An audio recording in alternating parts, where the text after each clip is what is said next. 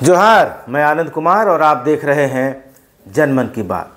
दोस्तों, 4 साल पहले, सिर्फ 4 साल पहले युवाओं से रोजगार का वादा करके उनके सुनहरे भविष्य के सपनों को पंख लगाकर और उन पंखों पर परवाज करते हुए हेमंत सोरेन ने सत्ता हासिल की थी। लेकिन आज वे घोटालों और भ्रष्टाचार के तमाम आरोपों से घिरे हैं। कानून के हाथ उन्हें दबोच चुके हैं। उन्हें मुख्यमंत्री का पद छोड़ना पड़ा है। दोस्तों, इससे बड़ी विडंबना क्या होगी कि उनके जो समर्थक, उनके प्रवक्ता जो चीख चीख कर कह रहे थे कि हेमंत सोरेन के साथ कुछ गलत हुआ तो ईडी को तीर धनुष से गुजरना होगा, ईंट से ईंट बजा देंगे, लेकिन जब वे गिरफ्तार हुए तो ऐसा कुछ नहीं हुआ। हेमंत सोरेन खुद भाजपा और केंद्र सरकार के ताबूत में आखिरी कील ठोकने की बात कह रहे थे, लेकिन उनकी गिरफ्तारी के वक्त एक पत्ता भी नहीं खड़का। मुख्यमंत्री आवास में घुसकर हेमंत सोरेन को ईडी ने गिरफ्तार कर लिया। यह भी एक विडंबना ही है कि 31 जनवरी की शाम, जिस समय हेमंत सोरेन को ईडी के अधिकारी यह बता रहे थे कि हम आपको हिरासत में लेने जा रहे हैं, आप हमारे साथ चलने की तैयारी कीजिए, उस वक्त कांके रोड से करीब 20 किलोमीटर दूर नामकुम के चाय बागान स्थित झारखंड कर्मचारी चयन आयोग यानी जेएसएससी के कार्यालय पर छात्रों का हुजूम जमा था।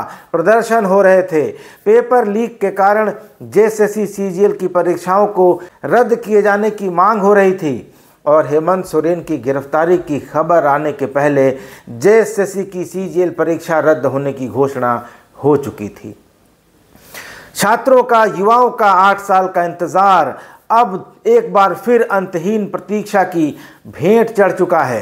टूटे हुए दिल और डबडबाई हुई आंखों से 6.5 लाख परीक्षार्थी इस सरकार को कोस रहे हैं। जिन छात्रों के सपनों के पंख लगाकर हेमंत सोरेन राज्य की सबसे ऊंची कुर्सी पर विराजमान हुए थे, वही छात्र, वही युवा आज यह कह रहा है कि हेमंत सोरेन को छात्रों की आह लग गई है। कल रात हेमंत सोरेन के इस्तीफा देने तक उनकी सरकार में पेयजल एवं स्वच्छता मंत्री मिथिलेश ठाकुर ने अपने पति से मिलने ईडी के दफ्तर जा रही कल्पना सोरेन की एक तस्वीर एक्स पर पोस्ट की और लिखा, आह लगेगी। मिथिलेश ठाकुर के इस ट्वीट पर छात्रों ने कमेंट की भरमार कर दी और ज़्यादातर छात्रों ने लिखा कि छात्रों की आह लग गई है। आइए कुछ चुनिंदा कमेंट्स पर नज़र डालते हैं। रंजीत महतो नामक एक ट्विटर हैंडल से ये कमेंट किया गया कि आह लगी है तभी तो ये हाल हुआ है और अभी तो शुरुआत हुई है। गरीब छात्रों के एक एक बूंद आंसू का हिसाब होगा। राजेश कुमार लिखते हैं, सलाहकारों एवं चमचों की मूर्खतापूर्ण सलाहों ने ही सत्ता का अंत कराया। दिल्ली जाने की सलाह देने वाले तो पक्का दुश्मन ही रहे होंगे। अति सर्वत्र वर्जयेत।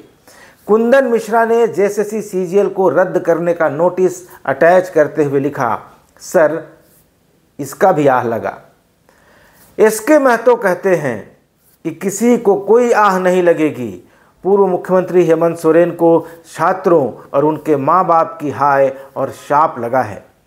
झारखंड बेरोजगार नाम के ट्विटर हैंडल से, एक्स हैंडल से कमेंट है कि गरीबों और युवाओं की आह खा गई कुर्सी। कीर्ति अग्रवाल का ट्विटर हैंडल है, उन्होंने कमेंट किया है कि इस सीएम की वजह से कितने स्टूडेंट की लाइफ बर्बाद हो गई, कितनों ने रो रो कर अपनी रात बिताई है, उनकी आह लगी है उन्हें। जब घोटाला कर रहे थे तब समझ नहीं आया था कि इसका परिणाम क्या होगा। अपने ही राज्य और राज्य के छात्रों का वर्तमान और भविष्य दोनों बर्बाद किए हैं ये लोग। एक और यूजर रामू प्रसाद हैं, लिखते हैं, महाशय आह खाली इन्हीं के पास है। हम गरीब छात्रों के साथ जो जेएसएससी सीजीएल में हुआ, अंदाज भी है आपको। आह तो इनको लगी है हमारी माँओं की, गरीब छात्रों की। ये तो अपने कर्मों का फल भुगत रहे हैं।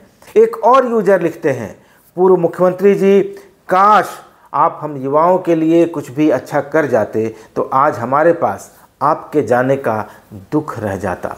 अफसोस आपने कुछ भी ऐसा नहीं किया कि झारखंड का युवा वर्ग आपके जाने का गम करे। आपने युवाओं के सपनों का जो खून किया है, इसकी सज़ा शायद अभी इंतज़ार कर रही है। आनंद सिंह नाम के एक यूजर कमेंट कर रहे हैं कि किसी एक की आह से ज़्यादा बड़ी आह लाखों गरीब एवं बेरोजगार युवाओं की होती है। अमित सोनी कह रहे हैं कि छात्र की आह लग गई, हेमंत सोरेन को श्राप लग गया हम युवाओं का। राजकुमार नाम के एक यूजर ने लिखा, karma, what goes around comes around, reference wasted 5 important years of students. लेकिन दोस्तों, ऐसा नहीं है कि छात्र हेमंत सोरेन के जेल जाने से, उनकी गिरफ्तारी से खुश हो रहे हैं। यह हेमंत सोरेन सरकार से उन्हें मिली निराशा की एक स्वाभाविक अभिव्यक्ति है, उस निराशा का एक स्वाभाविक प्रस्फुटन है। सबसे मार्मिक टिप्पणी एक व्हाट्सएप ग्रुप पर दिखी।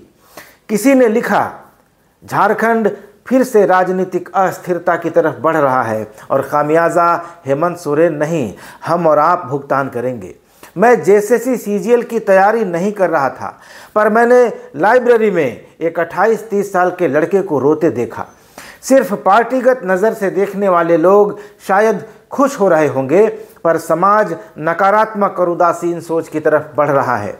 कल तक जो लड़के लड़कियां कोचिंग और लाइब्रेरी के आसपास आंखों में सपने लिए आते जाते चमकते दिखते थे, उनमें से कुछ 4-5 दिनों में अपने सपनों को दफनाकर गांव चले जाएंगे, क्योंकि दिल के अंदर से उन्हें भी एहसास है कि कम से कम अगले 2 साल तक अब कुछ नहीं होने वाला है।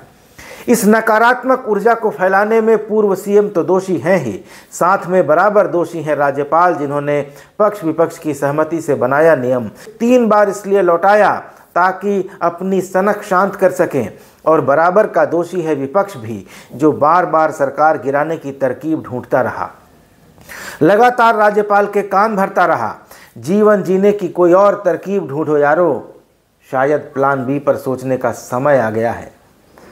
दोस्तों, मैंने अपने एक वीडियो में कहा था, कल या परसों वीडियो में कहा था कि हेमंत सोरेन सरकार को बर्बाद करने के लिए अकेला जेएसएससी ही काफ़ी है।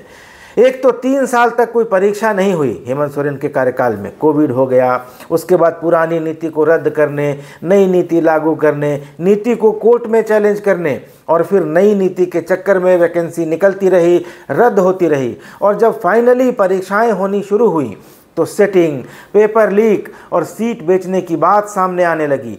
जूनियर इंजीनियर, नगर पालिका, लैब टेक्नीशियन, पीजीटी, कोई भी परीक्षा ऐसी नहीं रही जिसमें सीटों के सौदे की और रिजल्ट में गड़बड़ियों के आरोप नहीं लगे।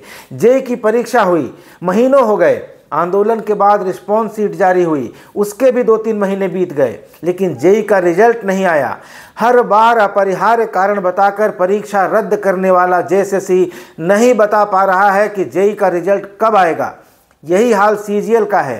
सीजीएल की परीक्षा 8 साल से टलती आ रही थी, और जब इसकी तारीखों की अंतिम घोषणा हुई तो छात्रों में उम्मीद जगी, लेकिन फिर 25 से 30 लाख लेकर सेटिंग की खबरें आने लगी। पटना में गिरोह पकड़ा गया, जिन्होंने पैसे दिए उनको बाहर ले जाकर सवाल जवाब रटाए गए। ये सब बातें मीडिया में आती रहीं, ये सब कुछ होता रहा। आखिर 28 जनवरी को परीक्षा के पेपर वायरल हुए, लेकिन जेएसएससी ने सिर्फ पेपर 3 की परीक्षा रद्द की। क्यों भाई? जब बातें साफ थी कि पेपर पहले से बाहर था, एग्जाम सेंटर से लीक नहीं हुआ था, लेकिन जेएसएससी 4 फरवरी की परीक्षा लेने पर आमादा था। क्यों? 28 की परीक्षा के पहले 2 पेपरों को भी रद्द नहीं किया गया, जबकि जिन छात्रों ने सेटिंग की थी उन्हें तो तीनों पेपरों के कुल 470 सवाल और उनके जवाब रटाए गए थे।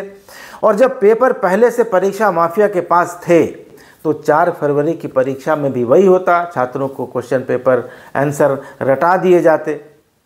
पेपर लीक न हुआ होता दोस्तों तो मेहनती और मेधावी छात्र पीछे रह जाते और चोर दरवाजे से सैकड़ों नए भ्रष्टाचारी इस पहले से भ्रष्ट व्यवस्था को और सड़ाने के लिए घुस आते। आज हेमंत सोरेन के प्रति युवाओं में कोई सहानुभूति नहीं दिख रही है, तो इसका एक बड़ा कारण और इसका एक बड़ा जिम्मेदार अकेला जेएसएससी है। हेमंत सोरेन की कुर्सी गई है, वे शायद जेल जाएंगे, कल बाहर भी आ जाएंगे, अगले चुनाव में शायद कुर्सी भी मिल जाए, लेकिन जिन युवाओं का भविष्य जेएसएससी ने बर्बाद कर दिया, उनके सपनों के पंख नोच कर फेंक दिए, माँ बाप की उम्मीदों को चकनाचूर कर दिया, उसकी भरपाई कैसे होगी? जो युवा 2019 में हेमंत सोरेन को नायक मानकर उनके पीछे आंख मूंद कर चल पड़ा था, आज वही युवा उनकी इस हालत को अपनी आह की परिणति बता रहा है। अगर युवा वर्ग हेमंत सोरेन के साथ होता तो वे जेल जाकर हीरो बन जाते और दोबारा दोगुनी ताकत से लौटते। लेकिन अब झारखंड का युवा अपनी बदहाली का जिम्मेदार हेमंत सोरेन को ही मान रहा है। तो दोस्तों, सवाल यह है कि क्या हेमंत सोरेन जेल में चिंतन करेंगे, मंथन करेंगे, अपनी गलतियों पर आत्मावलोकन करेंगे, या वहाँ भी प्रेम प्रकाशों, अमित अग्रवालों, पूजा सिंघलों और छवि रंजनों जैसे लोगों से ही घिरे रहेंगे? सोचिएगा ज़रूर। वीडियो कैसा लगा कमेंट करके ज़रूर बताइएगा। चैनल ज़रूर सब्सक्राइब कर लीजिएगा। अगले वीडियो में मिलेंगे, तब तक इजाज़त दीजिए। धन्यवाद, नमस्कार।